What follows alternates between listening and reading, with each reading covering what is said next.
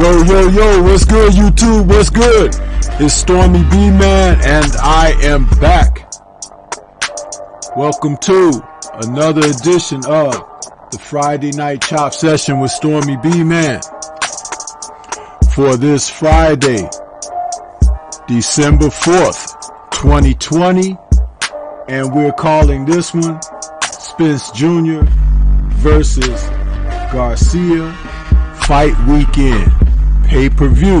This is episode number 88, and I am welcoming all of you to another show to enjoy with us as I bring in my guest and co-host, Boxing Conversations with Reggie Owens. What's going on with you, Reggie? How you doing, bro?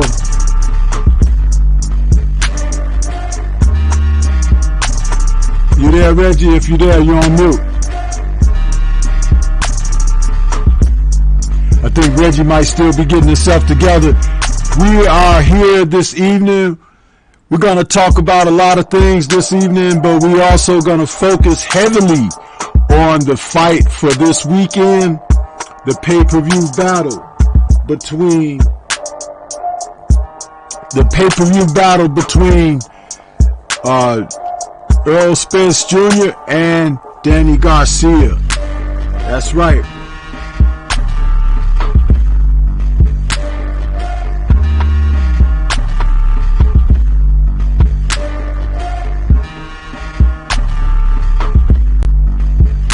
So we are here, and STORMYBMAN is back once again. Hoping everybody is ready for this weekend. This is an exciting time. We get a chance to see the top welterweight in the welterweight division coming back to defend his unified title against one of the top former welterweight champions. And we're going to see what's going to happen. I'm sure everybody is excited. And it is what it is. You know, we're going to get out here, support the pay-per-view, and get out here and do our thing. So I'm ready, man. I am ready. I hope you all are ready as well. I want to take a moment and salute everybody that's out there. I even put a pinned up message up there just encouraging everybody to show some love for this pay-per-view event this weekend. You know, when they deliver the type of fights that we want to see, you have to give them credit, man. You really do. And Earl Spence Jr. is not one who is lacking for accepting and taking on challenges, and we appreciate that. And there's no better way to show that appreciation than to go ahead and order up the fight, you know, and show support in that manner. I'm sure that out there in Texas, at that stadium there's this state-of-the-art facility, people are going to come out and show their love. And hey, you know, it's a wonderful thing that they're even going to be able to have a live audience for that too. So, man, it's exciting. Almost got chill bumps from this, and we are ready to get right into it.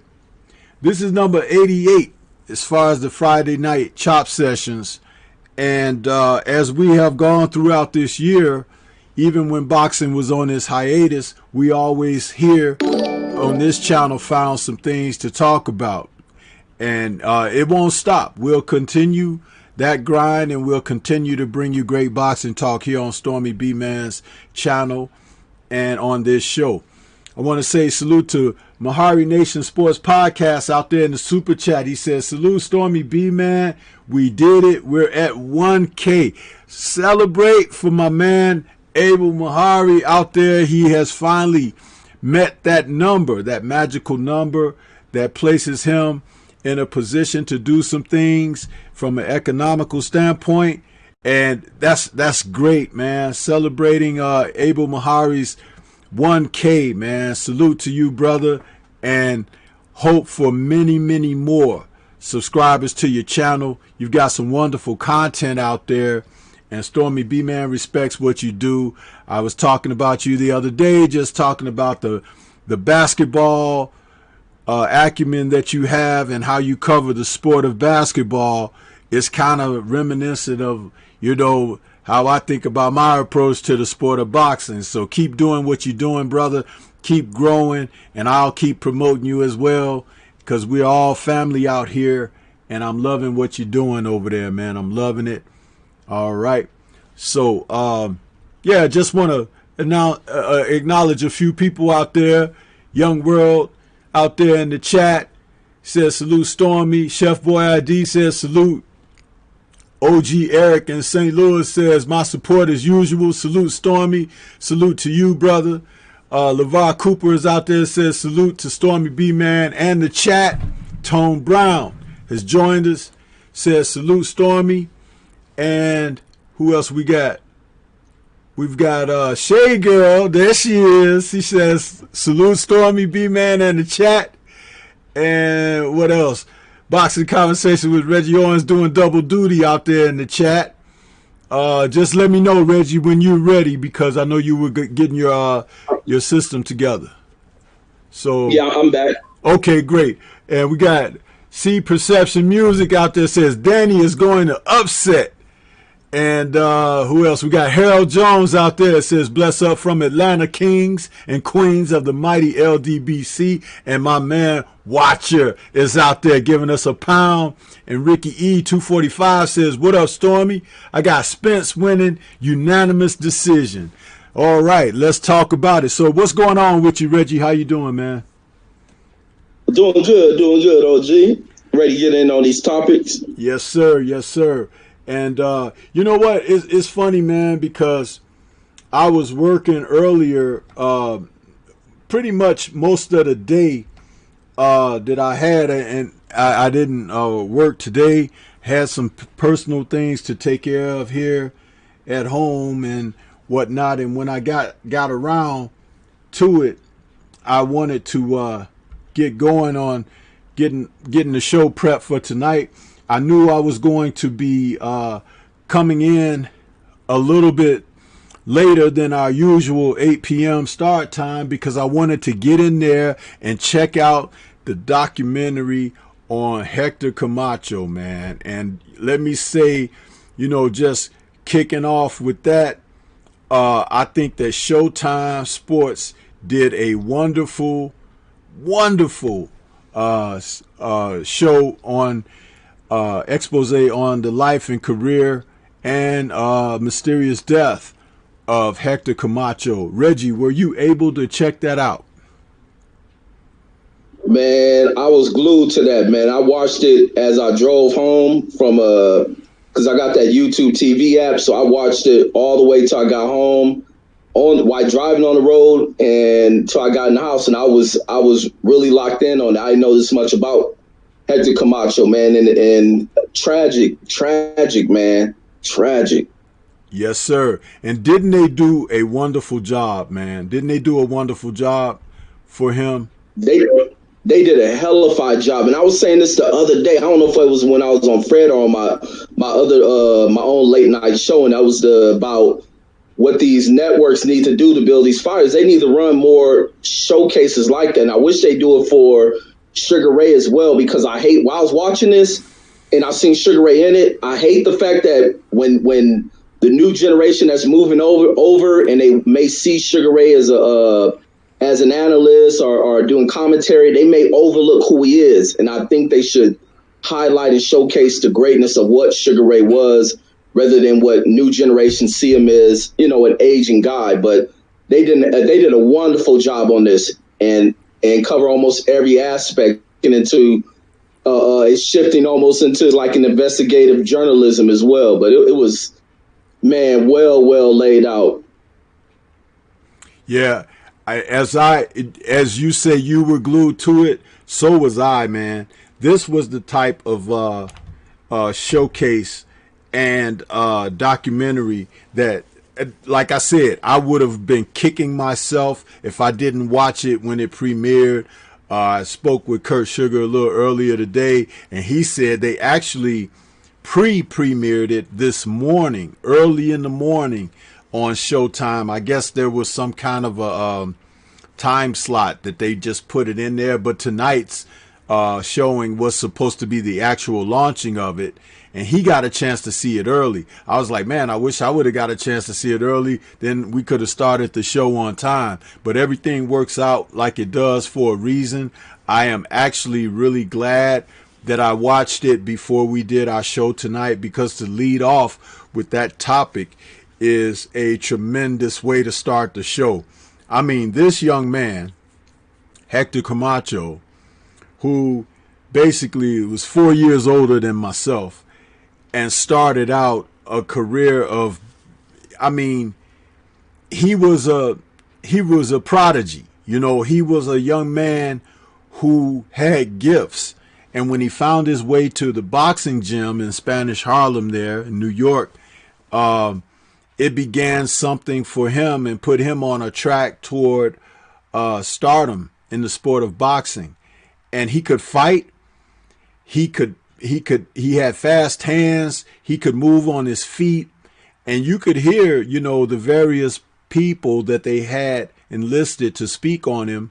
Like they had Teddy Atlas. You mentioned Sugar Ray Leonard, his original coach and trainers. These people were all witnessing this man's career as it from its inception. And you could see he was just a true talent. And let me just say this straight from the bat. This is one of the things that really hurts the community when fathers are absent from homes. This young man was able to accomplish what he did in his career, but he had demons, Reggie. And I truly believe how the story was laid out, giving us insight that he missed his dad. He missed a dad's presence in his life, and his demons that he battled with the drugs and everything like that was trying to fill a void in a space that couldn't be filled. And it's a tremendous awakening as to what harms us as families in minority communities, man, when dads are not present. You know, what are your thoughts on that as we lead into this conversation, talking about this wonderful documentary on this great fighter? Yeah, I definitely think that is, man. That's funny because yesterday that was the kind of topic dealing with role models we covered in the aspects of how critical the presence of a father being in home, and even, you know, just positive male influence can impact. And when that void is missing, you see what kids turn to. Was Camacho searching for you know, male figures and thinking, you know, certain wild behaviors because it comes from a wild environment. That's the way to impress maybe some of the older folks in the community who kind of cherish in that type of dysfunction and stuff, and leading him into this world of drug addiction, you know, running wild. A lot of what comes out of that character is kind of to mask some other internal stuff that he's dealing with, you know, to cover a lot of pain. Because sometimes, you know, you deal with people who are comedic, they have personalities, but along with it, when it becomes a little bit to the level of a Camacho type level, they're masking something, and what he's masking is the that void that's missing from not having that father in his life, and turning to addictions to, you know, cover and hide these other pains. And it was so bad. It was like they got to the one point where he was so high, he was thinking about committing suicide on the night he had a fight. And then it was like going into fights, this guy will be so high out of his mind. So could it be that, man, he's going into this fight and a father's nowhere there to be in the crowd to witness his son doing this and that? And it's some real hurtful stuff. And man, as you dig into the psychology, well, I try to dig into it rather than, you know, trying to judge a lot of these folks and crapping on them, is digging into psychology and what turns them to these dang points. And even looking at it towards, do I see these signs in some of these current age fighters, and could they be going down some of these same pathways that led Camacho to his ultimate demise? Like these are why these type of documentaries are so important, and opening people to the lives of people like that, because sometimes these same patterns are repeated, and you can see it from a mile away. You can always see it from a mile away. Yeah, and you know, I never knew of his drug problem early in his career, as early in his career as it began. And it's amazing within itself that he was able to accomplish what he was able to accomplish with those demons that he battled. Could you imagine if he were not contending with those circumstances and he were just allowed to focus on his career as a fighter with the talents that he had and just being able to go forward and be a professional fighter?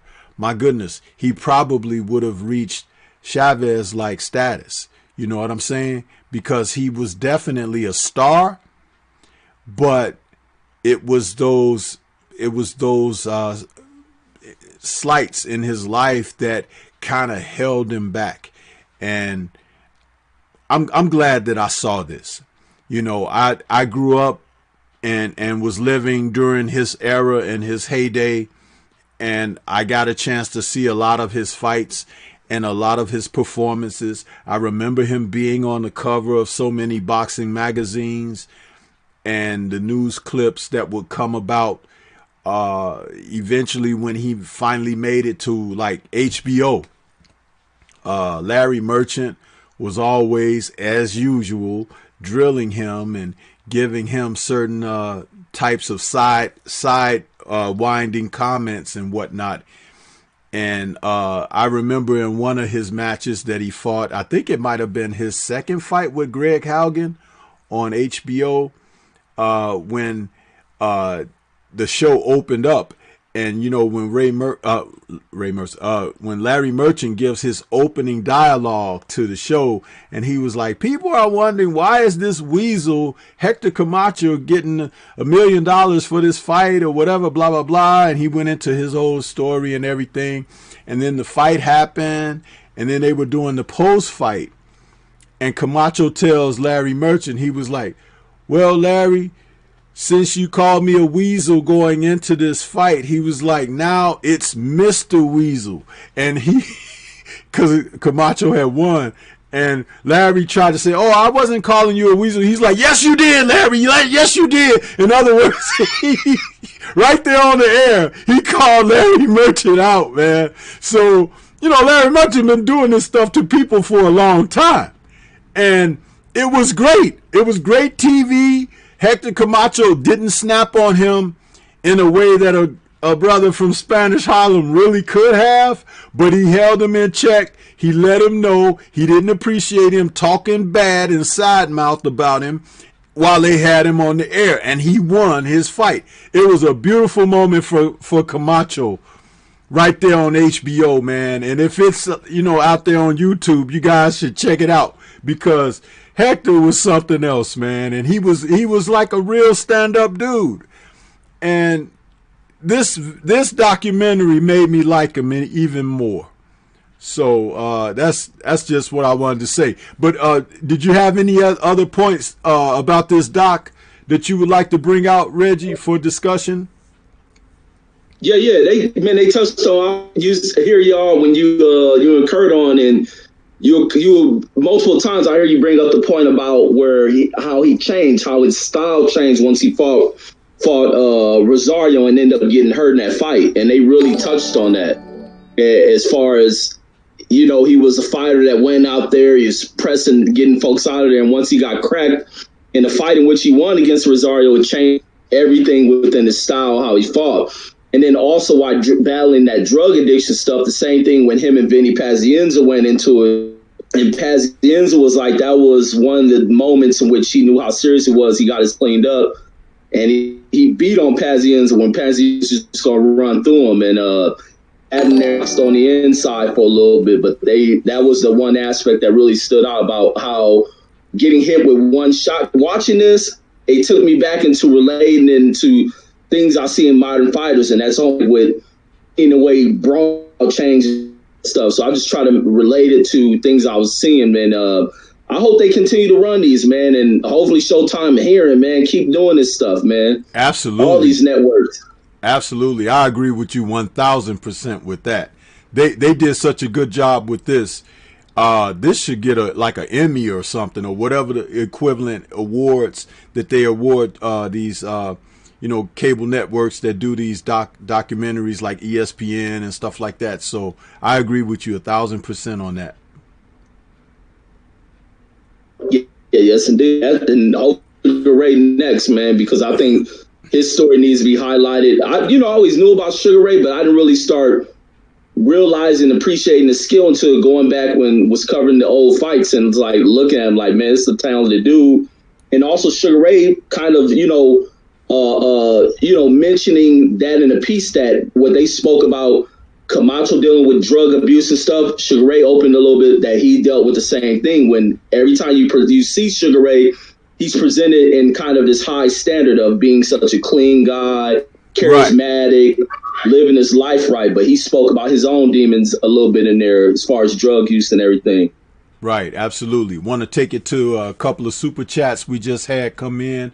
We got Nitty G out there. Salute to Nitty G. He says, salute family. Hashtag LDBC Chicago. And Gregory X, the brother's out there with another super chat. He says, excellent, enjoyable, and informative boxing conversation as usual. This channel is a valuable component to the LDBC. Salute my brothers. Hashtag LDBC. We really appreciate that, Gregory X. That's what we try to do here on the Friday Night Chop Session, as well as on STORMYBMAN's channel in particular. We do like to try to bring boxing content from a different angle, where we kind of, we talk under the hood, and at the same time, there's no fanfare here or bias or anything. We just, bring it like the OG STORMYBMAN see it. So, and Reggie is a brother who is able to just work with me on this, and even he and I don't always agree on everything, but at the same time, we have mutual respect, and we do feel like we have great chemistry in what we bring you when we bring you the content from our perspectives. So we appreciate the acknowledgments on that. I want to acknowledge a couple of brothers out there. I Am Ill Will was out there in the chat, and we also had the brother John Page, aka Batman, out there. I want to acknowledge those brothers out there because I've been in the chats with them and on the channels and working in conjunction with them, and I just wanted to let you know, guys, I see you, and we're out here.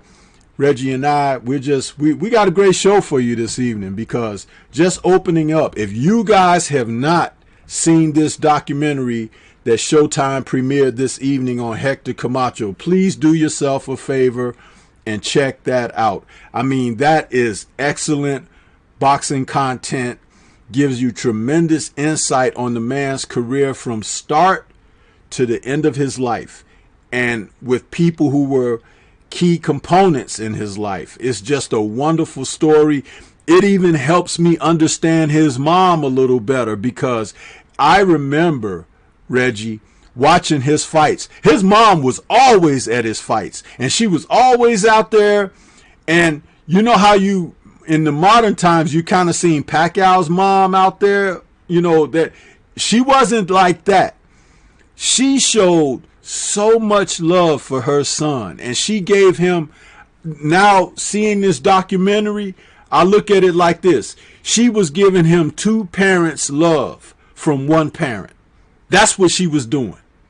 And she couldn't be the man, so she was as strong a woman as she could be, but she still was trying to give him all that love from both sides. It's a humbling thing to be able to see that and to understand and interpret that now. But I remember her being there ringside for every freaking fight, man. She was always there. And I learned something else, that his sister made all of his costumes.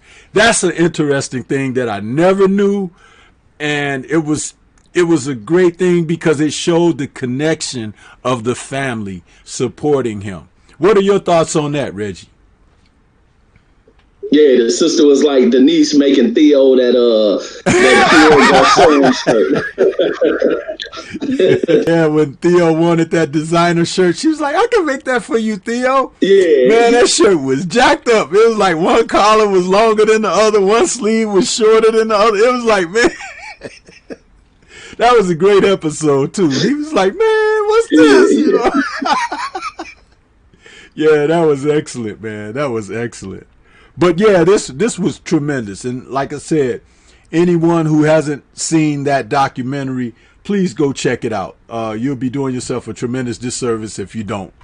So, but yeah, that was something else though, Reggie. I really enjoyed it, and I think I'll check it out on a second look too, maybe sometime over the weekend. Excuse me. But I wanted to also take a moment next, Reggie, to go into talking about the pay-per-view event that took place between Roy Jones and Mike Tyson, or Tyson versus Jones, and the broadcast that was by Triller, and the pay-per-view event that was from last Saturday, man. We're hearing some things about the pay-per-view numbers that these guys did, these two old legends, OGs as you would call them, coming back to turn the sport on its end and deliver the type of box office that these guys of today yearn for. What are your thoughts? Because I think the numbers coming in, like, Reggie, is like almost like 1.5 million buys or something like that. Or am I correct when I say that? No, that's what I've been hearing. I think you're correct. Wow, man. It's like, can you imagine? It's like these two old war horses, man, coming in there and producing those type of numbers, man. What are your thoughts when it comes to that? That this is what they did. This is what they produced. It shows when you do the right thing in your career, how it can carry over, post the prime of a career, that name, legacy that's built. That's what comes from fighting all the top challenges that are out there, giving the fans what they want, entertaining the fans, bringing acclaim to your name. It will do things like that, especially when you're gone from the sport for so long. And people beg for that old thing back, man. They want to see a return of it. And it's funny to see the attraction behind Tyson, because all this really stems to what people wanted to see from Tyson was when he did that video training those MMA fighters on how to stepping around, throwing pivots. And people was like, wow, look at Tyson. And it led into this. And Roy Jones having the name, Roy Jones is the man during this time period. And to have this type of fantasy matchup, being they're older in age, it doesn't matter to folks. It's what you see. All you hear is the name Tyson. You hear the name Roy Jones. And a name can carry you a long way, man. That's why when you build a brand, not just that's you as a person, you were born with that name, but you kind of trademark the name and it's branded that, money's going to always follow. You can sell the name. You didn't build it so nicely to where there's something that people will value in it. You can brand yourself so well, put behind the name, you can put it on a shoe and sell the shoe. Otherwise, it's just a dang shoe. But you add this name to it, it becomes something a little bit more special that someone has to have. And that's the thing with Tyson, and Roy Jones. You got to see it. And they're doing the perfect thing. And that's part of that whole process of brand development and all that. And it worked out. I mean, and this may be a new lane because you've seen all these past era,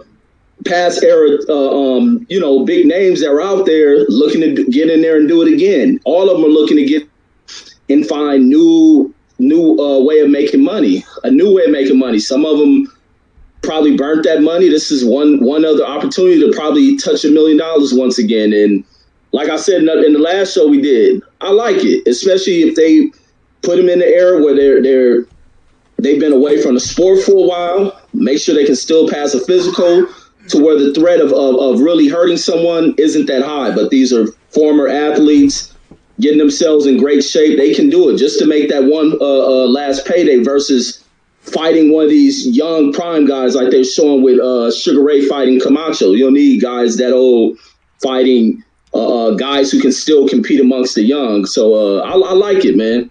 At first I didn't when I was hearing but Michael Nunn was the first guy I ever heard talking about going to do this, but he was talking about fighting young fighters, but now he may have a pathway to get in there as well. Yeah, well, I'll tell you this. I'm still not an advocate of the old guys getting in there, 50 plus, but I will say this. They have proven that even if it don't make sense and can make dollars, then it makes sense. So I tell you, it was successful. What else can you say?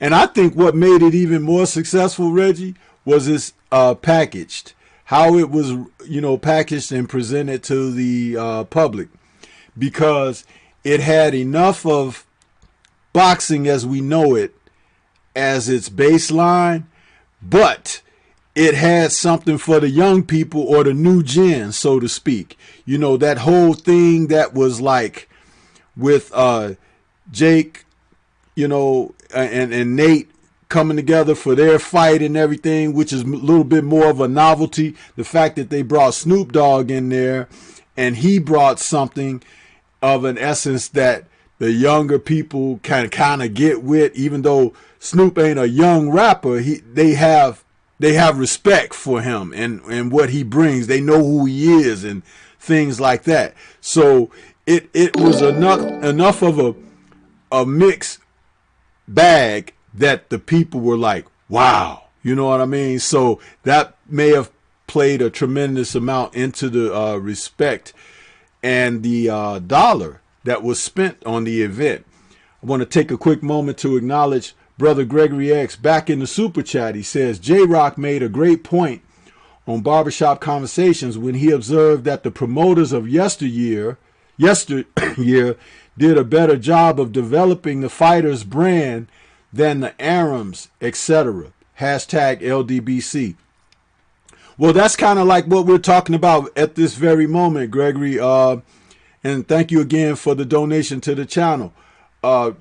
We saw something different in Triller's presentation of this event, and having these guys perform between the fights and stuff like that, Reggie, that was a genius stroke, because as you know, in some of the DAZN and ESPN events that we've had as of late, we have these dull and dry lulls in between fights, especially if a bout ends early, where we hear these guys talking over a mic and then they just showing the ring and showing guys clean the ring. It's like, what is that?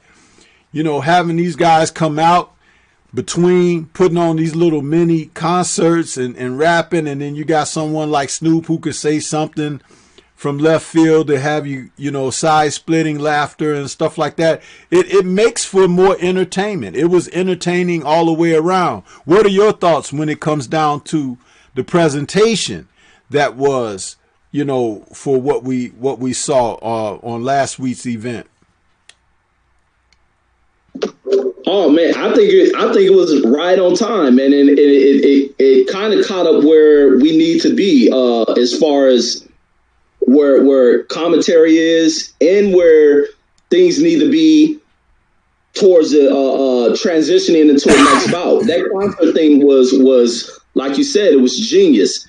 It was done the right way, and also not that it was just done because I've seen other promotions try this. I remember back when Tigger and them was trying to make this kind of Rockefeller got into it, where they trying to change up the game, and it'll just be someone in the ring doing a very dull performance inside the ring. They set up different stages, kind of, what do they call them? What they call it in plays, but the certain, background props and all that stuff, to where like Wiz Khalifa who came out, he'll transition from different type settings in his stage to fit the songs that he was doing. And they performed, they weren't like half telling it with the type of performances they did. Then you have other artists who really look like they were doing concerts in front of live, live crowd inside the arena. So they were turned up, really putting on great performances in between fights. So like you said, and then leave these dull moments, because nothing is worse than the trash I've seen from the zone. I had the volume up a little bit, and I'm hearing these clowns on there bashing the only professional fighter that sits on the dang set and making goofy, corny type comments. The questioning coming from these dudes because they're so unrelatable, to where in this one, they have one dude who is highly popular in culture, being Snoop Dogg, and then it was surrounded by two other former athletes, Sugar Ray Leonard. You got the current top level dude over in the MMA, which was cool. They brought an MMA artist who come over there with respect towards the sport of boxing, and along with the journalist guy who was on the set. And they did great commentary for that event, not adding none of this goofiness, not bringing none of the biasness that runs with it, and it's relatable to kind of a younger crowd. It ain't fitting to where the audience that these other networks try to set. This fitted more towards a younger black type culture, and I like that. And they did not ignore that. Some of the productions in the back of it recognized, social issues that were going on with the current climate in America.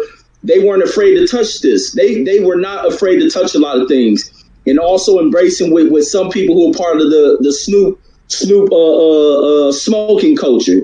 They weren't afraid to embrace that as well.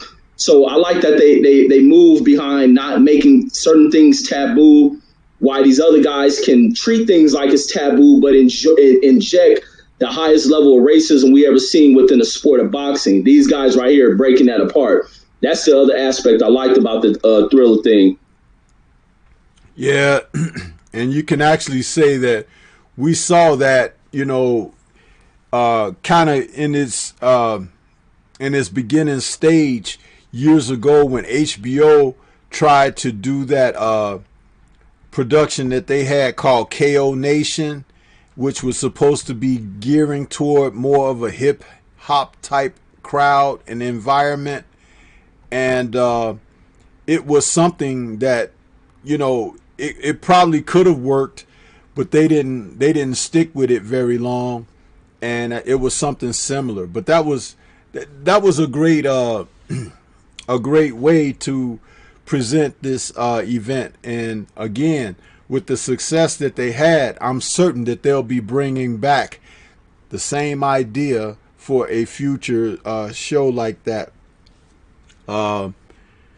They may even get these guys, to do a rematch because the people enjoyed it. Or maybe they'll bring in different faces. Who knows? One thing is definitely certain is that Mike Tyson is going to be a part of whatever they do going forward, because for whatever reason it is, people like the guy. They really enjoy him. And he's around for the long haul, Mike Tyson. It's just something about the man that he has a bit of a following, which is cult-like, and it can't be denied. His box office dollar is good still at 50 plus. So it is what it is, Yeah, so let's move on to this earlier evening where we saw Billy Joe Saunders on the zone taking on this guy Martin Murray, man. I'll let you go first, Reggie. I want to know what your thoughts were about this card. And well, not the card, just the main event, because I didn't even watch any of the other stuff. I heard that Comey was actually fighting. I don't know if he won or not, because I didn't tune in until it was time for Saunders to get in there. I wanted to see what he had to offer. I was not impressed, but I'll let you go ahead and give your thoughts on it. Yeah, I wasn't impressed neither, man. The one thing that stood out for me was after that first round ended and they were in the corner, I'm like, man, I know Billy Joe Saunders ain't breathing like this. The dude breathing harder than a dang goat, man. I'm like, what the heck is? I'm like, this dude tired already. Like, what the heck is this? And he's lucky they put him in there against Murray, who didn't do nothing. Because even in the first round, they were real tentative. So it wasn't like he was stepping on the gas or anything like that.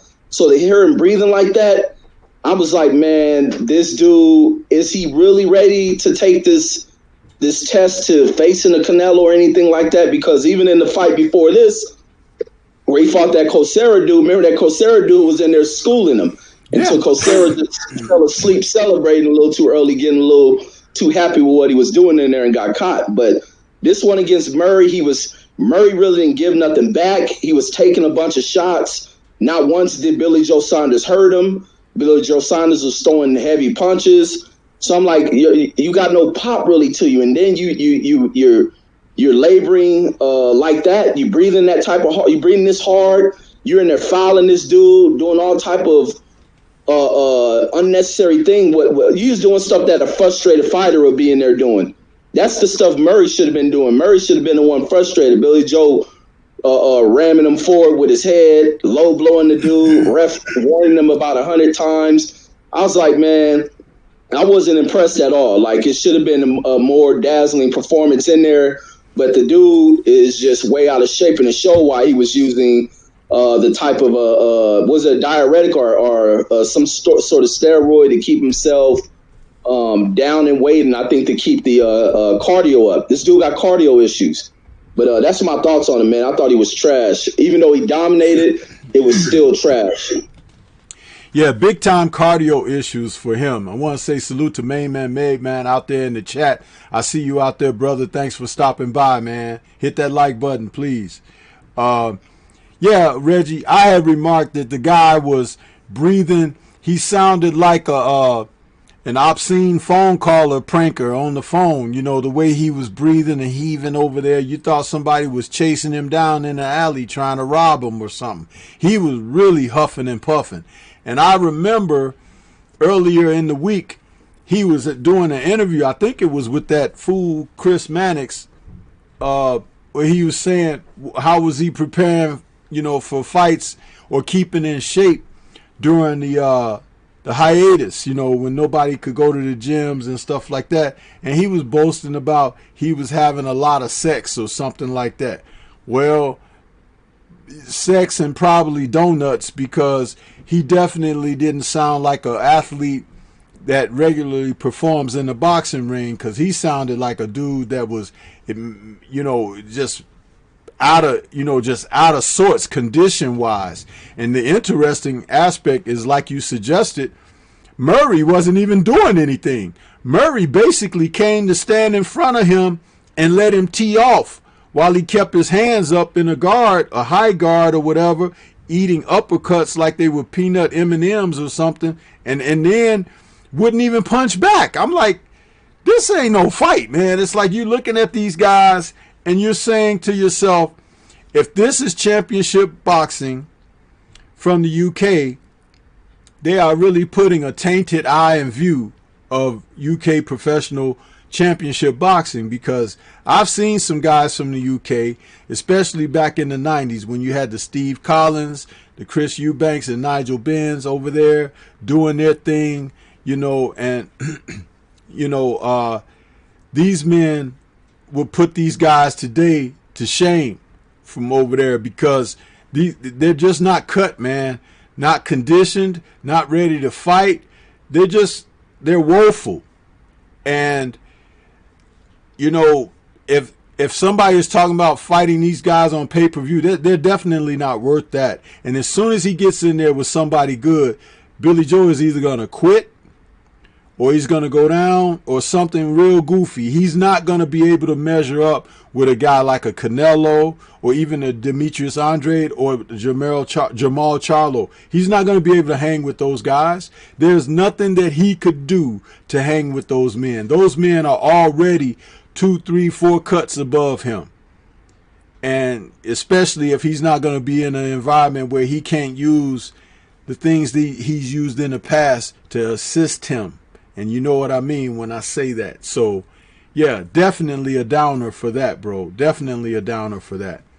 That was just a waste of time. They could have put some other fights on, or even the female fight that was just before that, 2 fights before that I saw the highlight where the woman hit the other woman with a straight right hand like she was Tommy Hearns and knocked her out. I was like, now that was a that was a good knockout. But yeah, so we can move on, as we should have long ago. This was not worth it. Shoot. But the next thing I wanted to bring up, though, off of our agenda there, I wanted to talk about, this young lady, man, our sister, Clarissa Shields, man. What are your thoughts, Reggie, on the fact that it's been announced that, the so-called woke has decided to go over there and join the, what are they calling it? The PFL, Professional Fighters League. What are your thoughts about this? She's chasing the bag, definitely, but she has some things to say on her travail over there. She wanted to make a mention that, that professional boxing is sexist and that they don't look to respect the women financially and all of that. What are your thoughts on this? I think she has a point, because you're seeing a lot of female fighters that are leaving boxing to go over to the MMA side. There's quite a few female boxers who have transitioned over there and have been having a great deal of success within the MMA side of things. And I think the attention is being paid a little bit more towards females over on the MMA side than they do over in boxing. And I think that could be one of the things transitioning her up over there, because some of the biggest names for Clarissa Shields, the challenge, is over in MMA. And that's the names like Amanda Nunes, the Cyborgs, and whoever else in female MMA is being developed. Every other name in female boxing, there's only Clarissa Shields standing alone by herself. So there's no names in female boxing who have been built up, because boxing has zero promotion in it when it comes to promoters actually doing their jobs, when it comes to networks respecting female boxers and building them up. But the networks that the MMA side of things cover, they show a little bit more respect towards the females. They don't. And the other thing that you don't get on the MMA side of things is, even with black fighters who in MMA get less, it's not always equal what they get as far as television exposure and all that stuff. They still don't disrespect them the way that media does over in boxing, especially what it does with females. Is you kind of get positive press over there, so it'll benefit Clarissa. And it's just unfortunate she's leaving a sport that we love, but it's because of the sport being as foul and disrespectful as it is, and because the promoters here, the promoters on boxing, they suck. The only one who worked the damn, to me, is Al Heyman. But there's more he can do for female side of boxing. But then again, even with him being able to do what he does, it's still nothing he can do for the female side of boxing, because there's no other female stars that are out there. And the divisions in female boxing haven't been developed. They haven't properly developed the structures for female boxing. They haven't put nothing behind the names in order to draw people behind it. America's, we're a big sports nation, but we also want structure behind how divisions are ranked, the titling and all that stuff. That's the only benefit that I would give. Like with MMA, there's one title. Just one title for everything, so you know who the champion is. And I'm supporting it. I think a boxer can definitely have major success over in the MMA side of things. I know people like to run with that whole talk of, it's 2 different sports. To hell with that. It's still fighting. And to me, I think a boxer going over there will have the better transition. It's harder for MMA fighters because a lot of them don't have the abilities to throw hands like that. A lot of them are used to being punched You have to where MMA side of things where people, this is the thing people overlook when I hear them make that kind of argument, is that a lot of people who went into MMA are collegiate wrestlers who transitioned. Collegiate wrestlers aren't dudes who fight like that. Yeah, they do the grappling and all that other stuff, but hell, you got other stuff they got to develop. So the same thing with a boxer who is well schooled, has great ability to still move around, is physically strong physically. They can learn some things, and they can take in the concepts they learn from boxing on how to protect and defend themselves, move around, and they'll learn that. And I think she'll have success, and that's why you're seeing a lot of boxers have success that go over into MMA. But it's unfortunate she got to leave boxing, but it is what it is because they don't treat these women right. Yeah, and for someone that's as decorated as she is, you know, they don't put the kind of push behind her, and I know why that is too. You know why that is, because if she looked like that girl over there in the UK, that Taylor lady, you wouldn't hear about her nonstop like you used to hear about Christy Martin. But you know, this is another aspect of the sport that when they talk about the face of boxing, it's who they want to be the face of boxing, not who actually is. Because with her accomplishments alone and the number of fights that she's had, along with the so-called decorated Olympic background she has that they hung around the neck of other fighters like Vasily Lomachenko, respectfully, she doesn't garner that. And she should, because it's all about her merit. These are her accomplishments. It's not like someone just handed it to her or just promoted it out of her. She accomplished these things. And it's disrespectful that she doesn't get the push that she's supposed to get. And it's also disrespectful to try to say that she doesn't sell, because the young lady has personality. She has a tremendous backdrop story. Everything she's accomplished professionally and amateur-wise is the story, is the stuff of a story that could one day be a book or a movie or something like that. So it's not that she isn't. It's they don't want her, and that's a shame. And that some part of me is like, go get paid if that's what your next step of accomplishment is, to get paid. But don't also let them run you away from who you are and what you are. And that is a world-class championship fighter. And regardless of what they try to say or what they try to project, they can't take away your accomplishments. They cannot. Your story is your own. You've done far more than anyone else has. And you still got road ahead of you. So that's what I have to offer on that, Reggie. That's it in a nutshell, really. So, you know, salute to Money Brown TV out there in the chat. I see you out there, brother. Yeah, so those are my thoughts on that. Also wanted to, as we get ready to move forward again with even more of the story that we're covering here. You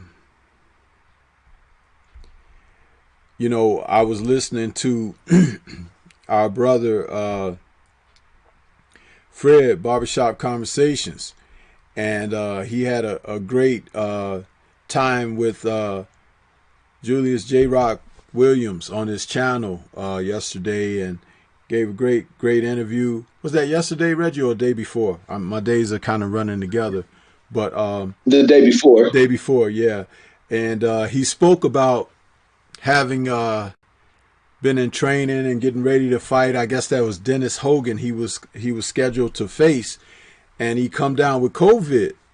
So that fight now has been put on hold, if not just canceled overall, because there's nothing that's going to happen by the end of the year now anyway. And so by the time they are able to fight again or to go back in there, the opponent may change or whatever.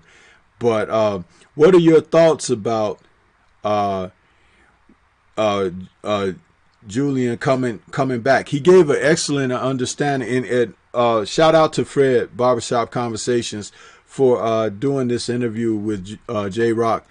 He gave a good account of why he decided not to go back into the fight with Banana right away, as he spoke about getting the scar tissue fixed around his eyes, and knowing that he needed a certain amount of time for that to heal properly and everything. And being in there with a puncher like Banana, that would kind of defeat the purpose to go right back into that rematch. And he's trying to get those surgeries done for correction purposes. What are your thoughts about what he was able to discuss? What's happening with his career right now, Reggie? No, I thought it was a great interview. I thought it was a real good interview, and I like where he is in his mindset. I like where his mindset is, and that's not to feel defeated because of losses. He brought up a great point, speaking about other legends that have faced losses. So that's always good when you can get a fighter that holds his head up. And I like the way that he moves, being that he never let the money and certain victories blow his head up and get him around certain entourages and things like that. He just still stay well grounded, stay within his own zone, and remain his own self. Like you said, he ain't a person who hangs with a lot of people. So I rock with that, and the fact that he's willing to get back in there with the guys who he lost to, and not feeling afraid of these dudes. Looking more into his reason behind losing to them, and also respecting the opponents that he's been in there with, and not making any excuses. I like that. Owning up to the losses, not creating no excuses, and just being willing to get back in there or build yourself back up. So I look forward to that. And the only thing, you bugged out to see him break away from his coach and have to go to a new team, but hopefully it leads to the success that he's looking for. But I just like where the mindset is of not really being defeated and feeling down and out. I thought the decision not to go back into that fight was a proper decision, being that how bad those two cuts. I think he had two of those cuts in that fight. Not that he ducked he was ducking Rosario, but the fact that we need to get that tissue issue settled. So hopefully you want to see him get back in there, build his way up, and see where he can go from there. But I look forward to it, man. I like when a fighter is looking to bounce back. I also want to see Lubin. Lubin is another dude who kind of put me in that same space as J-Rock. I want to see Lubin get his opportunity, getting right back in the hunt of the top guys. But, yeah, I enjoyed the hell out that interview. Yeah, and, there was some and we should touch on this as well because it was a part of that interview. There was definitely some agitation that came from disgruntled people that when they found out that he's now going to be working with Sugar Hill as his boxing trainer, that didn't sit well with some of the supporters of the community and everything. But as he stated, Deontay Wilder is a friend of his, and he's a supporter of Wilder and everything. But, his business is his business, and Wilder's business is Wilder's business. But my thoughts and concerns were like, that wasn't the place to attack the guy. On there, it's like, it's funny how that works. And Fred seems sometimes to be, there's a word I'm looking for. He allows it. It's like when people come for somebody, because it's like you don't necessarily bring somebody on to get grilled and roasted, but at the same time, there should be a certain amount of decorum, because it's like he did give his point and his position and why, and that's that. But it turned into something totally different, and it was still going on at the time that I had to turn in, because I had to turn in and go to bed because I was working the next morning, and I wasn't going to have much sleep if I continued to watch the show. And then I found out even later that there was even more stuff that took place after he went off the air. And I was just like, man, this is like, you know, it's amazing. But I respect J-Rock's accomplishments, but I do look like, I do think that he has to be prepared to deal with everything that he does and the moves that he makes. Because speaking on his career, his fight with Banana was a fight that he could have won, and I'm still highly critical on that situation. He went in there, when he got cut, he thought he'd try to turn up on Banana, and he hadn't softened the guy up yet. It was still too early in the fight. They were both too fresh, and Banana was still too strong, and he ended up giving up his title, not being smart, not fighting smart. So I'm still highly critical on him on that aspect of things. But, you know, so be it. You know, things ended up as they do. But that's what I wanted to say about that. And salute to the brother, and hopefully he comes back and he's able to get back into the thick of things. But he's going to have a long haul, because the man who has the titles is a tough man to face in there, in that sport at this time. So, but hey, Reggie, let's get to something really interesting here before we get to the meat of our conversation for tonight.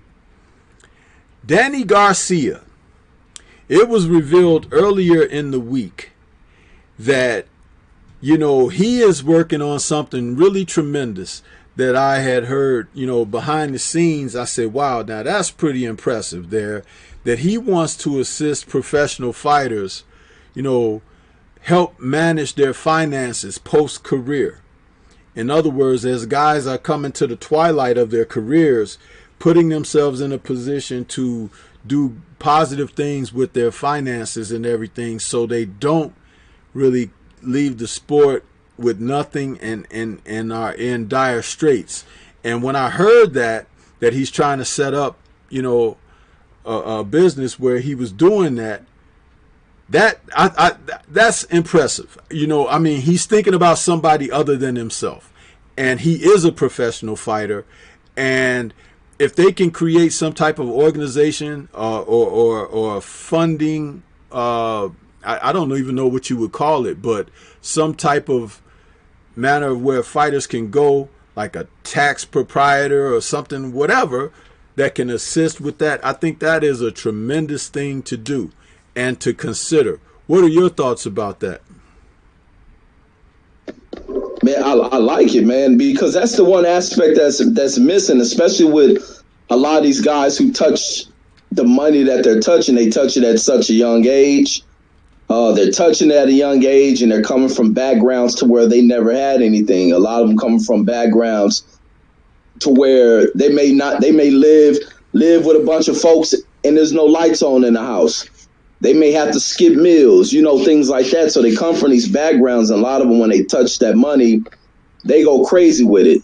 And then along with what comes with it is kind of the scavenging type, the ones who want their hands in everything that you got. And some people inviting these type of scavengers around them, and that money begins to dwindle. A lot of them don't understand the concept of putting a percentage away, and the concepts of this thing doesn't go forever. You never know how long a career can go, what type of injury you may sustain, and now things wash away. What happens when the lights are off? And you know, you have to give an understanding of money, an understanding of life, an understanding of what type of means you should be living within, and getting away from flossing, man. A lot of what the culture we come from, I'm talking about those amongst our community who've lived without lights, may have had to skip meals, but when we start touching M's and stuff, we lose our goddamn minds. And that's the thing that has to be broken down to these kids, especially 19, 20-year-old kids without guidance, but just being caught up in wanting to floss, and they think that's the way that you go about showing showcasing your wealth against other people who don't have things, and that's the wrong way to go about it because it can dwindle away. Same thing from this documentary we just watched. I think the case with Camacho was he was also a guy who coming from a background like that didn't understand the value of money and how to use it, how to keep it. That's the one thing, like Dr. Dre always says, it's one thing, to have mansions and all this other stuff is how do you retain it? How do you hold on to it? And I think Danny Garcia is pretty profound to come up with that kind of thought of what you do with this money, how to set this money off. How do you come up with a plan? You plan to live for maybe retire retire at age 30. You retire, there's no other money coming in. So how does this money stretch out for the next 50, 60 years? And that's the thing these cats got to start thinking about. I know the NFL tries it with the symposium. So that may be a good thing in boxing, creating a symposium for these young fighters. But you have to make it engaging enough to where these kids are going to pay attention to it. That's the other thing when you create these type of knowledge-based type sessions and stuff. You got to make sure they're engaged and that the sessions are just constantly delivering on critical information that, sinks into the minds of these guys. You got to use people to make examples of who've probably blown it all. Because we hear all them cases, especially out the NBA, cats blowing $100 million contracts and stuff like that. These kids don't want to have to go through that. So I think that's something that needs to be injected in all sports, not even just boxing, but all these sports, especially with these younger guys, these young men sports, and they're touching this money without having no understanding. You always hear from the guys who blow it of when they touch that money. Matter of fact, AB just came out about it. When he first, that's what changed him. AB spoke on that Vlad interview. When he wasn't spending that money, how focused he was within the sport. As soon as he recognized he had millions of dollars and doing this and that, he lost focus. He lost control, matter of fact. And then that's my thoughts on that. Yeah. It's still a tremendous consideration by Garcia, and he should be applauded for that. It's amazing that no one else has thought about that as far as being a fighter that's in the prime of their career, in the thick of making income himself, and to have that type of consideration for others in the sport and the sport overall. I wish him well and success in that, and I hope that he's able to attract more investors who are looking to assist on the level of which he wants to take it, and that there are no detractors who are coming in there as opportunists to try to steal from these fighters, because that's something that has to be watched over as well. But it's a tremendous idea, and I wish him very well and much success with that. And that, my friend, is a tremendous segue into what's taking place tomorrow night. I mean, it is finally here. Reggie, the days are going by so fast that it only seems like it was Saturday a couple of days ago, and we are here now, and it is time to prepare for the pay-per-view event that is Spence versus Garcia for the unified World Welterweight Championship, and it's going to be broadcast on Fox pay-per-view tomorrow night. And this fight has all the attraction and vibe that is I feel it's going to be a little bit more than what we had with Tank and Santa Cruz, because people were really fired up about that fight. But here's a legitimate fight where the two combatants are two of the best in the sport. Danny Garcia, for whatever people may say positive or negatively about him, he is a two-time former world champion, and also one time at the welterweight division. And Earl is a guy who was on the outside looking in when Danny was when he held the title, the WBC title, that he ended up losing to Sean Porter. But I'll say this, man, this is the type of fight that we want to see. This is what boxing is all about, bringing the best against the best. and we're ending the year, and it's not like it's December 31st, but December 5th. This is the last month of the year, and we get a chance to see this before we ring in the new year. Let's talk about it, man. The fight that is going to be the possible fight of the year candidate. It's like you never know, with what happens, and there's a lot of intrigue behind the match. I'm looking at it. I'm not even going to think about the things that have gone on with Errol Spence. I will think about it from the standpoint of him trying to defend now, because as a unified champion, everybody is going to be gunning for you. And how much does Danny really want it back? You know what I mean? Having had the taste of championship, and to be able to be in a position where you can get it back in one fight. So let's talk about it, man. Are you as excited as the rest of us? Heck yeah, I'm excited, man. I'm intrigued. I need answers. I want to see where Earl at. I know, like a lot of y'all not looking at the accident. I ain't letting that accident shit go. I mean, I got to really see where Earl is, and I got to see how does Danny and them test that out. Because I think Danny's gonna open his first round. Danny, in my mind, I think Danny and them gonna press in this first round to really see where Earl is, and they may do it in segments. They may start it off a quick 20, 30 seconds pressing him just to see where he is and having to box it out. But I think it's gonna be a great bout, because even without this accident, I thought it would be still a close and tight fight. But I want to see really where Earl is. If he's there physically, where is he psychologically? And how does being tagged with a punch, how does he respond? How is he affected by that? I have to see. This has been a long layoff. On top of that, man, I just got those questions on what it's gonna look like. And then I want to see him win. I like both fighters. I ain't got a favorite in this fight, but it's definitely gonna be a real mega fight. This is gonna really be a mega fight, man. Yeah, mega fight. And with everything that's going on, it's like, and let me say this, I'm not ignoring the accident. No, I'm not doing that. But it's like that's been talked about, backwards and forwards.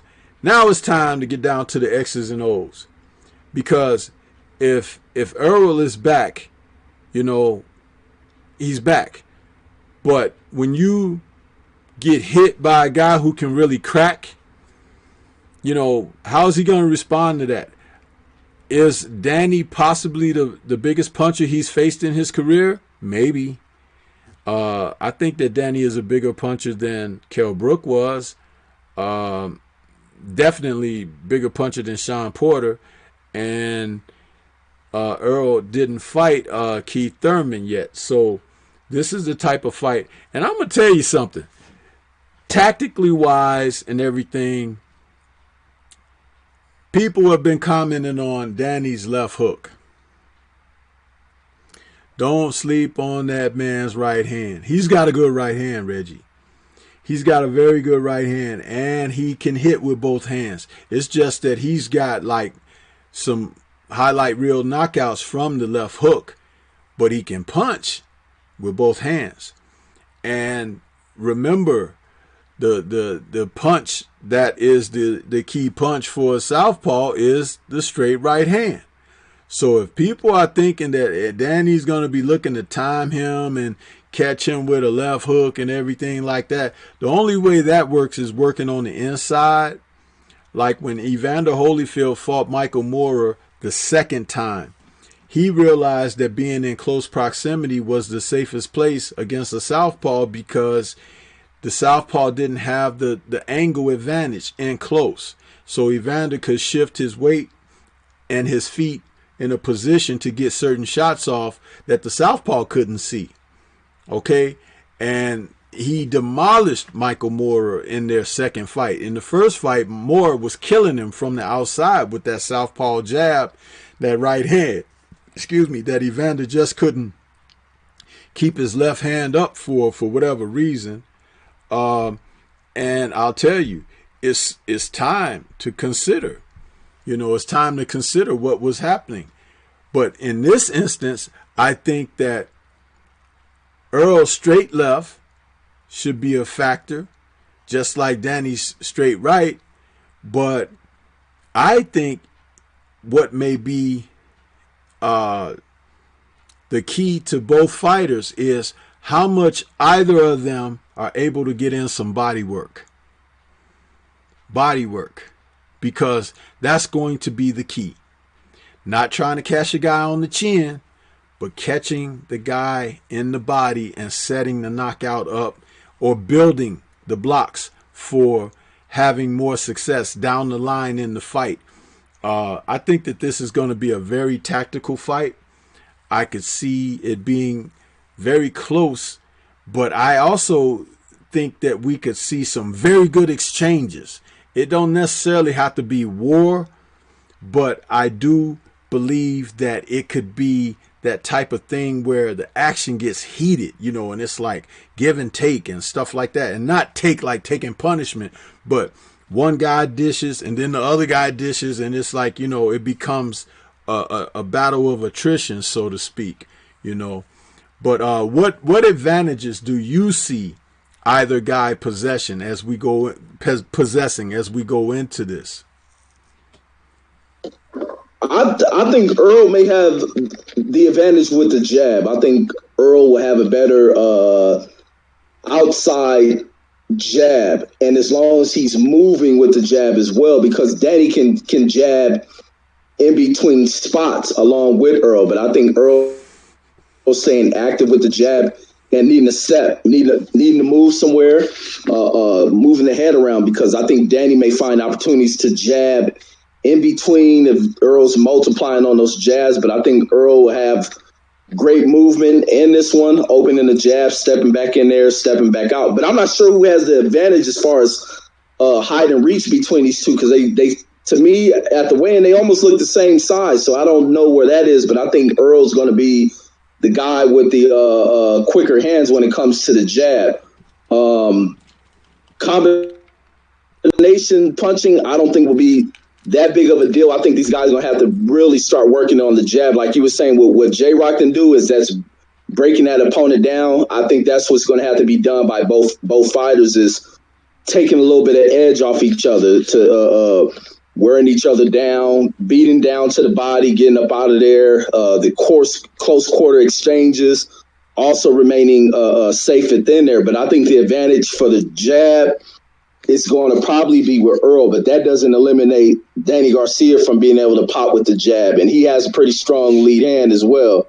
Like you were saying, he can lead off with hurting folks with that right hand, not just so much with the left hand. And even with his short shots, his short lead shots are pretty powerful. So this is where they got to be protected. Earl's very good with placing punches to the body from within that range, and he digs pretty deep. So that's where he can begin to kind of break down Danny, because he's going to have to take a little bit of the rating off of Danny Garcia, because he's pretty strong, solid dude. So we got to chip away at that foundation a little bit to try to gain more advantages and slowing this guy down, taking a little bit of edge up off that power, trimming something up off of him.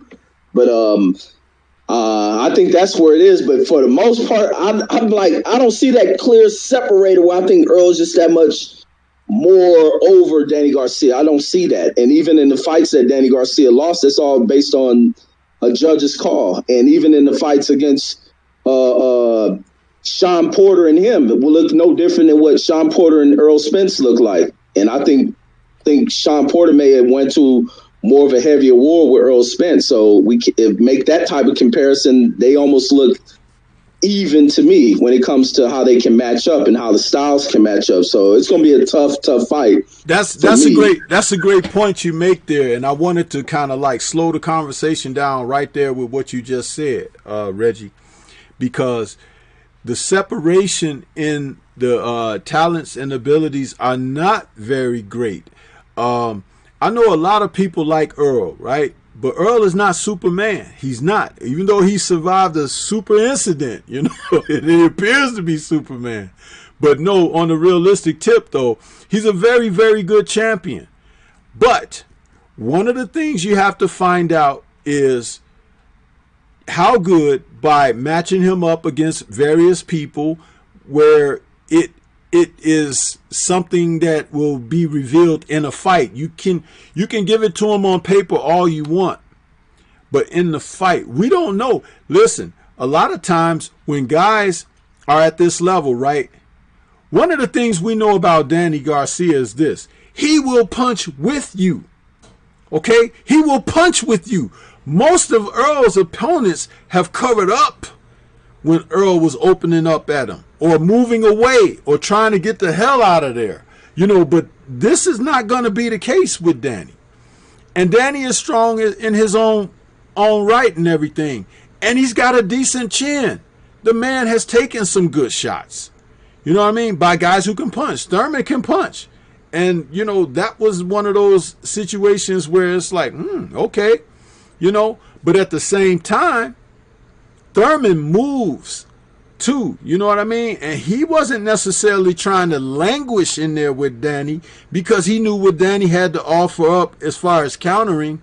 And, you know, if he's able to get in an exchange with you, Thurman is a lot smarter than people like to give him credit for. He underestimated Manny Pacquiao. Yes, he did. And I knew he would.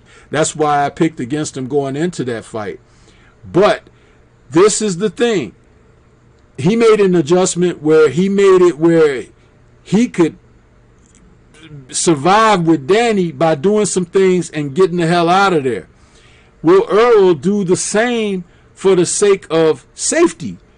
If he wants to try to prove something or try to please his family and, you know, like do it for the crowd and stuff like that, dude, it could be ugly.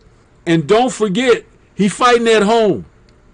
And homecomings could also end up being a bad thing sometimes when you're fighting quality opposition. J-Rock was at home when he lost to Banana.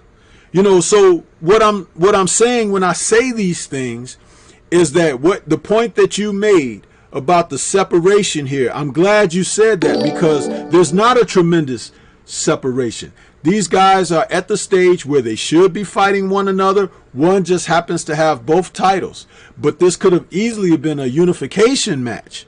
You know what I'm saying? So that's a tremendous thing right there. Shout out to Ricky E245 in that super chat. He says, I could see Spence using his jab the way Joe Joyce used his jab on Dubois. Yeah, but see, that was a different situation and two different personalities. This guy, Dubois, didn't have a championship mentality. He had a challenger's mentality, and that's what that was. As he got in there with Joe Joyce, he thought he was going to be able to overpower Joyce and things like that, but he wasn't able to do that. You know what I mean? So it's like there are things that he has to understand that's part of this whole thing. It's really not the kind of thing that you want to say that fighters can be comparative when it's not the same scenario. I think that one of these guys have to be, in order to be successful, either guy has to be technically proficient, be alert as far as defensively responsible, and capitalize on mistakes. Be ready. I remember when I was watching Razor Ruddock fight Lennox Lewis, and Razor had this terrible thing that he did his whole career, basically, where he would bend down. He would bend down and like shoot his jab at people and throw that uppercut that was his smash, the famous smash punch.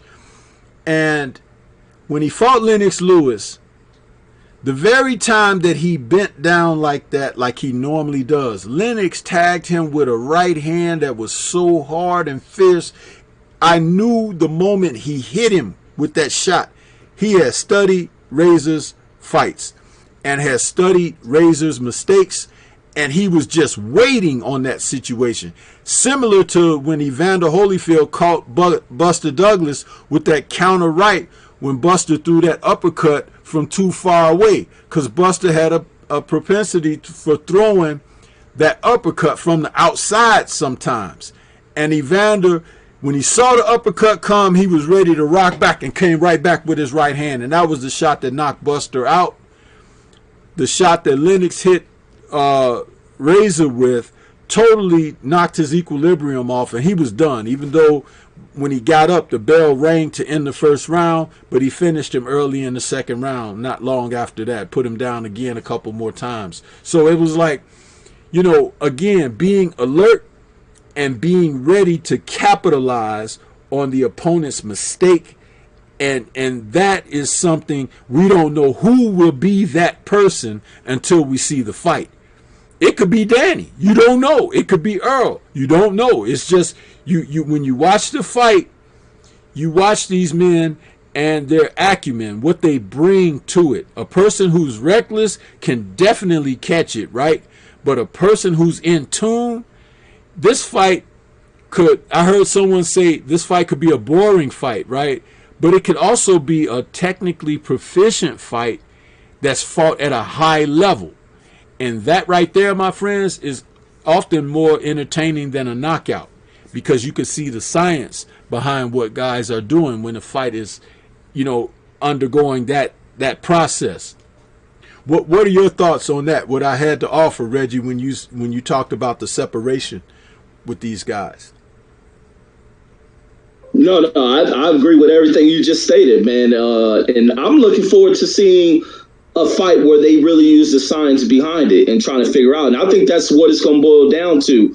Is this going to be a scientific fight? Most people just want to, oh, you're going to knock him out. Oh, he's going to win, man. and the other thing I'm leery about, I hate when fighters fight at home because of the stuff I've seen over the course of watching that and seeing the where you go in there and think you're going to do something at home and you end up falling way short. But I think it's going to be real scientific going into this fight, and both fighters making these adjustments.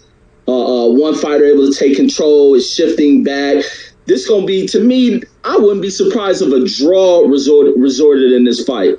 I think it's going to be probably that hard of a fight for judges to score. I think they just, to me, they're that evenly matched. And I hear the conversation when people speak of Earl Spence. They do it with Crawford. They do it with a lot of the fighters where they become too much of a fan towards the person and not more of a fan of the sport of boxing, to where they really look at the pictures just, oh, he gonna knock this dude out. Nah, it ain't happening that way.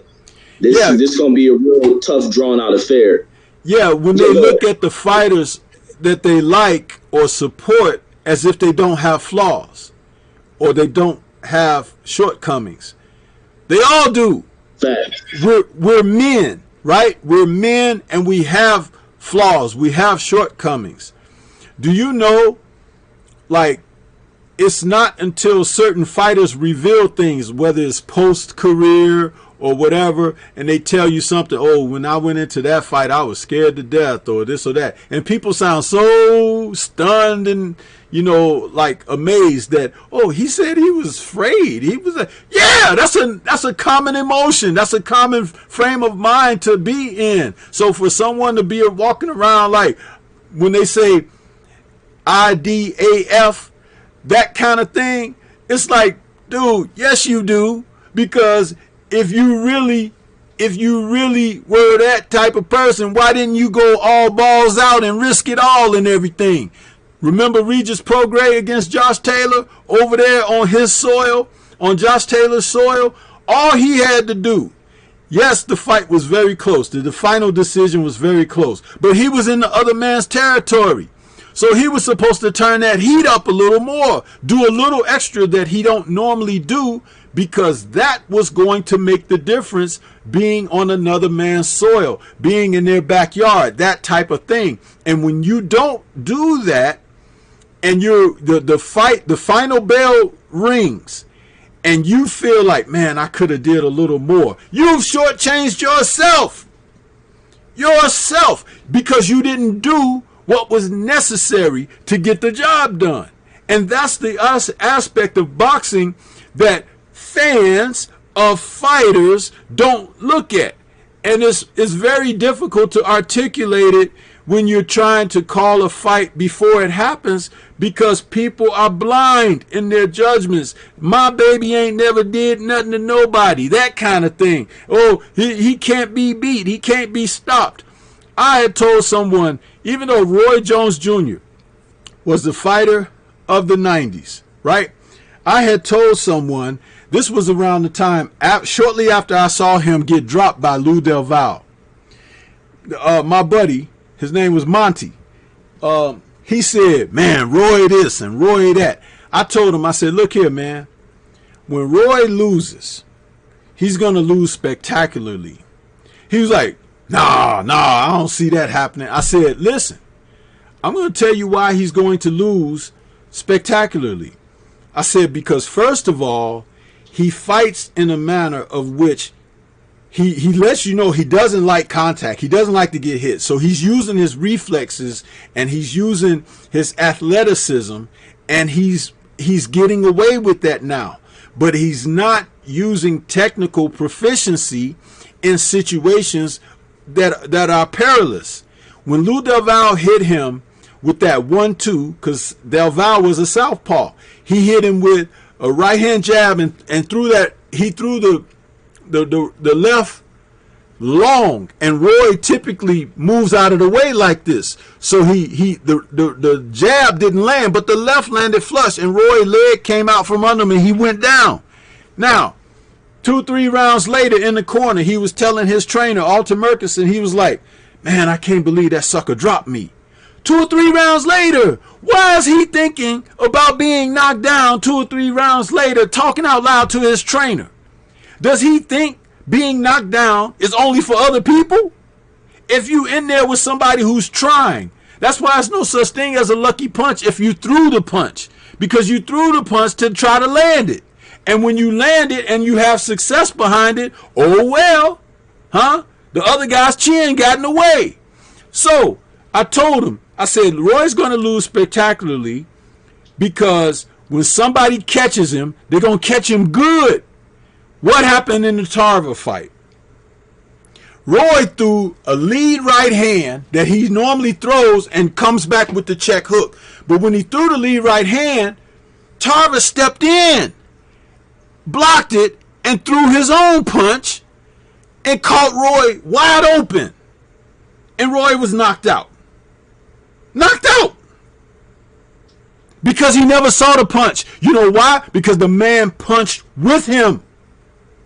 He punched with Roy and landed his solidly. Roy's didn't, because Roy was still in the process of throwing the hook after his first shot when he got hit on the chin. That can happen in this fight.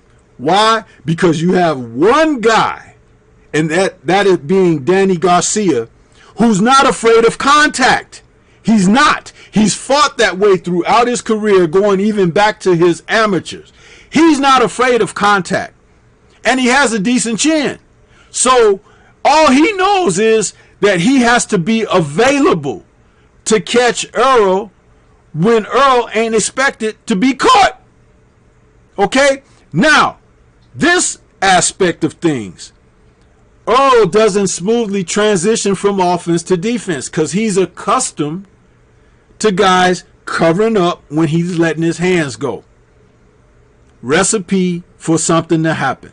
Now, am I wishing this on him? No, I'm giving you a breakdown of when you're looking at a guy and what his strengths are and weaknesses are, and you're looking at another guy and what his strengths are and weaknesses are, and how when they come together, if someone is willing to do what's necessary, they can have success. If they both are willing to do what's necessary, we have a wonderful clash of titans and an excellent fight. Excuse me. So I just wanted to make that point, because if you watch enough boxing, you can see these things play out. The man who decides, I'm just going to last the distance and cover up and block and move around and this and that, that person wasn't in there to win the title or defend the title or whatever. They were just in there. But the man who wants to assert himself, who wants to say, hey, meet me in the center of the ring, not necessarily for a brawl, but to establish who's going to have dominance over the other. And that's where the science aspect of things come in. I just thought I would share that story because it was something that this man, who he loved Roy Jones' draws, right? And when Roy got knocked out, he started talking.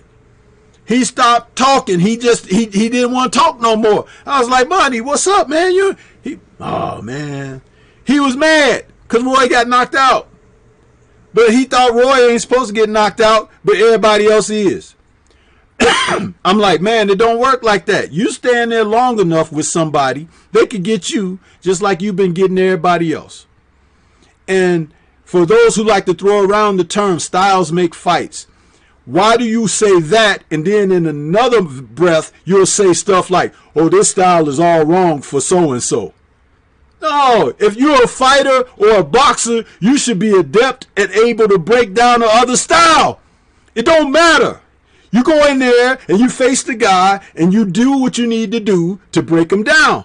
But when it's all wrong for you, what does that mean then? You only fight the fighters that you're going to look good against? Then we'll never see the good fights. Because there's a lot of good guys out there that ain't facing each other. You can't have it both ways, bro. You can't. You know, wake up and understand that it's more than just laying hands on somebody. You have to build blocks to get to the point of being successful. And sometimes that means you got to bring your rear end and risk it at times.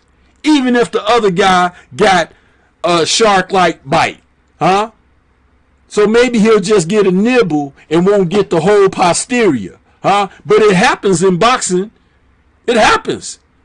You got to put it on the line. But this is what, this is what it's about, man. When it comes down to that, it's like, this is the real deal. But we're going to have this fight. We would love to see these two men do their thing and be successful and give us some thrilling moments. That's what we want. That's what we want. I mean, do we not? I think we do. So I do. You know what I mean? It's like, hey, that's what it is, man. At the end of the day, that's what it is, really. So, I mean, what do you have, Reggie, as far as when we start talking about, guys, and you made a great point there, the fighters, fans of fighters, wanting to see their guy as untouchable or whatever. But the realistic aspect of that is this. If he's never in there against somebody that could take it away from him, then what is the whole point of having a challenge? Yeah, absolutely. They can believe that crap all they want about the Superman complex of their favorite fighter, and most people think that way, always end up being the ones shedding crybaby tears when defeats come about. You have to always leave room for, the possibility of a fighter suffering a defeat, because you have to look at what's out there. And that's part of the best fighting the best. Even with styles matchup, you want those possibilities always being there of where he's really challenging himself. And it doesn't matter if they take a loss. Hell, you see what Tyson and Roy are able to do. Those names carry over. But to go in there and just think this dude is just a virtuoso and no one can touch him, like, people are fooling the hell out themselves. And like you said, there's flaws inside of Earl's game. There's flaws inside of his game. And everything ain't about being able to monster over opponents, walk through them, and then when people don't see these things happen, oh, he didn't have Blu-ray, oh, he didn't have this, and no, it don't work that way. Everybody don't fold, and everyone don't fall out of a fight. Some people gonna stand right in there and battle it out with you, and those are just the aspects. But what you want to see is that a fighter has dog in him. It's not a separator. And what people have also brought into is the fact they hear the news of what he did in sparring with Floyd Mayweather. Yeah, that was the sparring event, but that doesn't make him that doesn't make, because he did this against Floyd in the sparring, that everyone else out here in the landscape is that much beneath them. No, these dudes are as equal. And matter of fact, I've seen the best performance in Sean, where people talk about Sean being a football player. Sean looked like a boxer in that fight. So, I mean, what changed with that? Everything from Sean looked very crisp and very clean. He battled it out with who people view as a juggernaut. I mean, we got to stop that and focus in on the true craft. I mean, we've all been in fights. We don't observe fights. We know what comes out of them. When you see someone can dig deep, it ain't always about being able to knock someone out. It ain't always about that. Especially at the upper echelons of a level. Some dudes are just built that way to where they can take the punishment.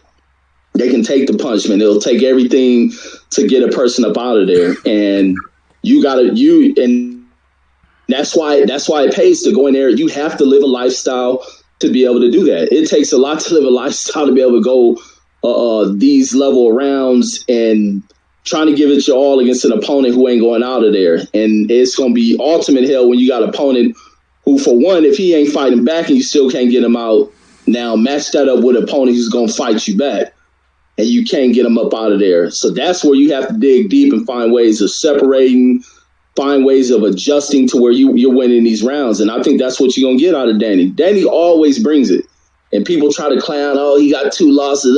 That's that sucker crap. Because his 2 losses ain't been smoked. He ain't been smoked and not near fight he done been in. No, close decision losses. Close decisions. Absolutely. And he was giving it to them fighters. And the thing about those close decision losses, the thing about them, all it was he started late. That's it.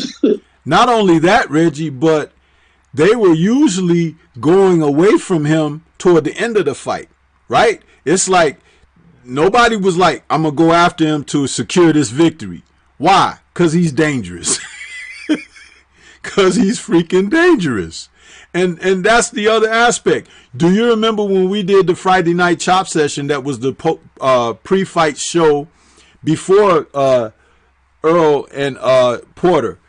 Remember me saying this fight is so good and Sean has gotten better since his loss to Kell Brook and everything, that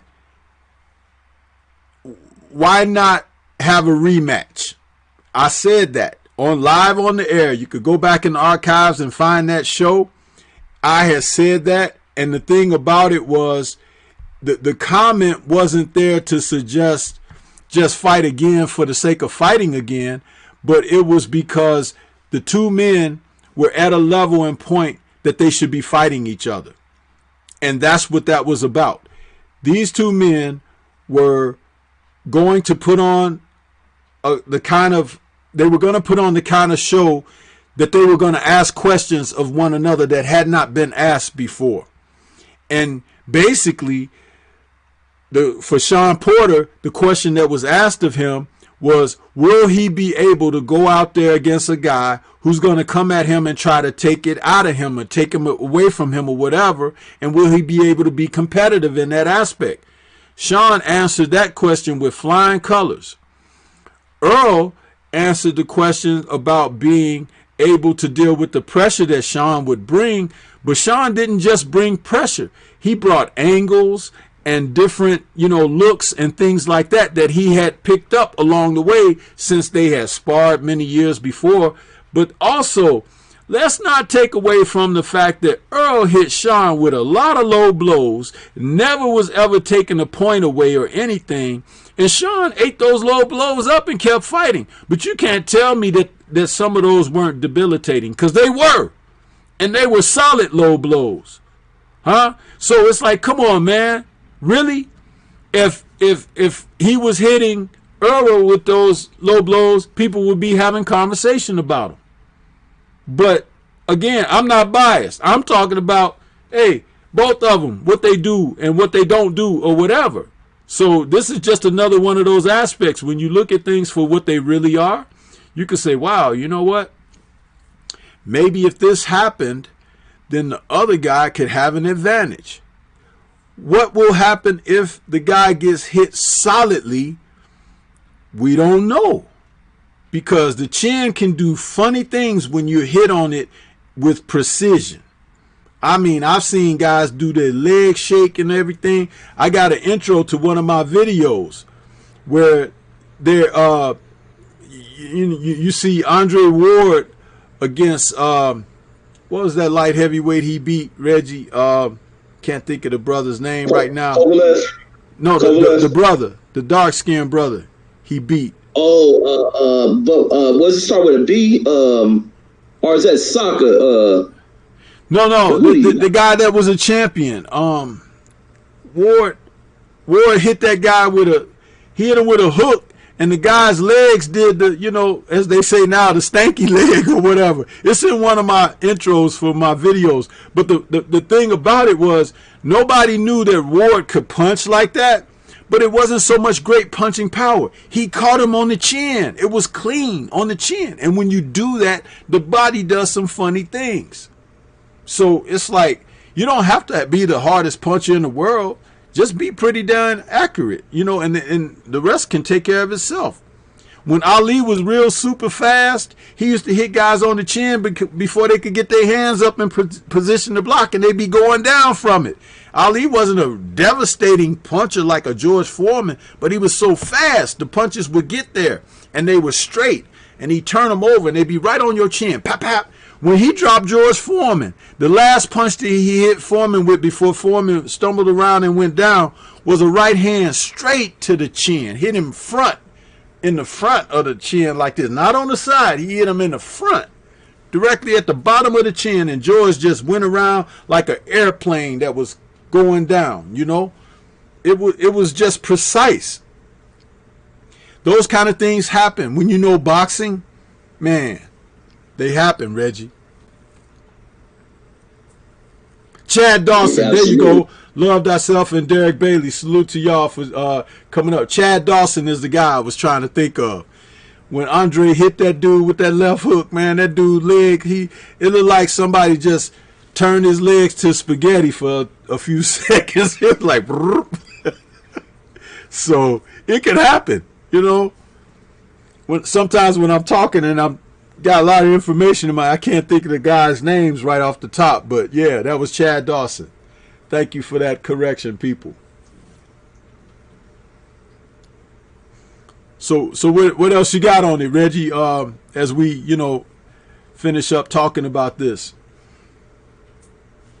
No, that's all I had, man. That's all I had. I can't wait fast. So I think that's a sign of how good this fight may end up turning out to be.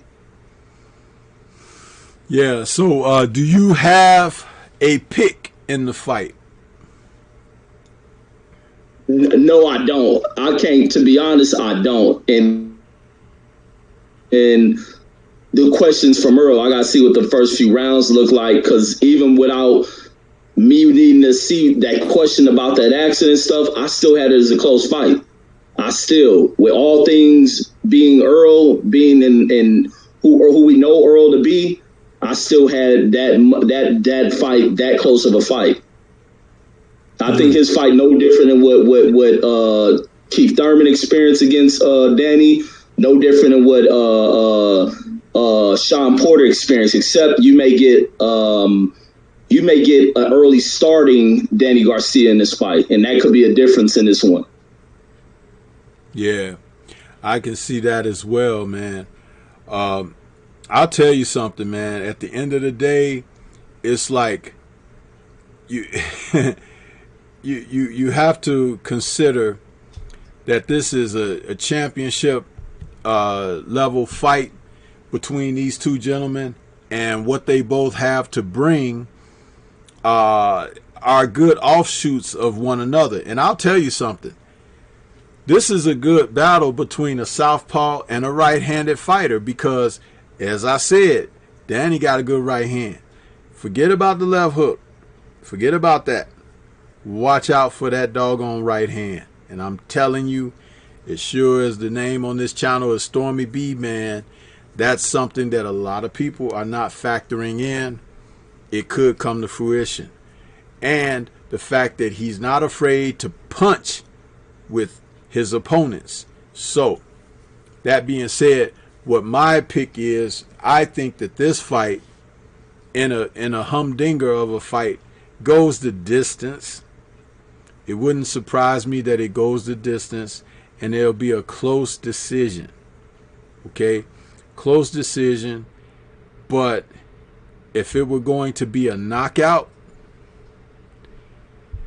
the knockout would be surprising, because I think the knockout would come off of, it's not going to come off of attrition.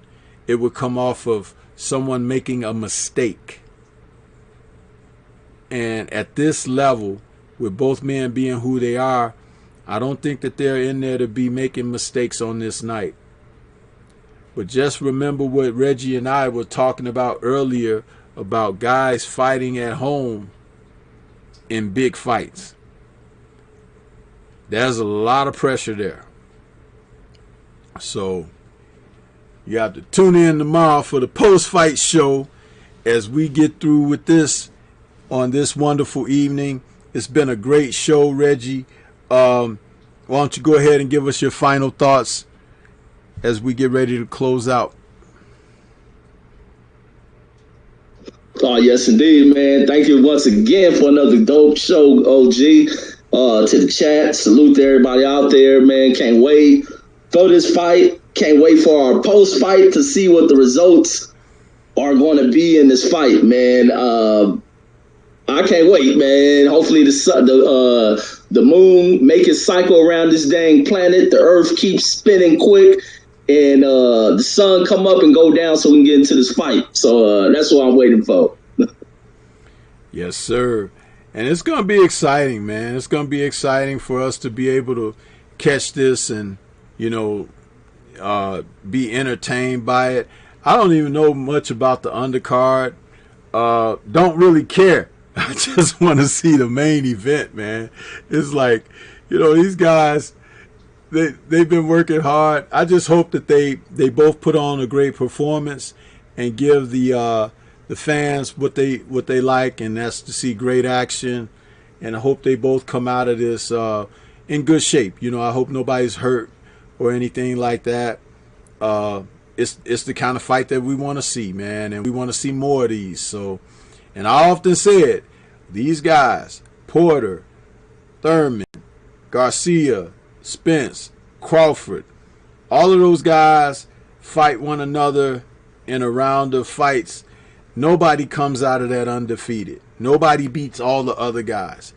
They have enough to offset somebody out of that group. You know what I mean? Because they all have various strengths that they can capitalize on someone else's weaknesses, and they all have weaknesses that can be exploited by someone willing to take the chance. And sometimes you just don't know who that guy is going to be, because in a boxing match, a guy can make up in his mind, tonight is my night. I don't care what nobody say. I don't care how many times I lost in the past or whatever. Tonight is my night. I'm coming. I'm taking this, and I'm willing to walk through hell to get it. It happens. You know, so with that being said, this is STORMYBMAN for my man Boxing Conversations with Reggie Owens. We're glad that you guys joined us tonight for this great boxing talk. We're gonna get up out of here so we can get some rest and get ready for the fights tomorrow night. Don't forget to order it if you haven't ordered it already. Don't be streaming and stuff like that. Go on and order that fight and pay these brothers. Make sure you support their event and everything so we can get many more like this in the upcoming year of 2021. So that's all we got for you guys. We're going to say peace and enjoy those fights tomorrow night, man.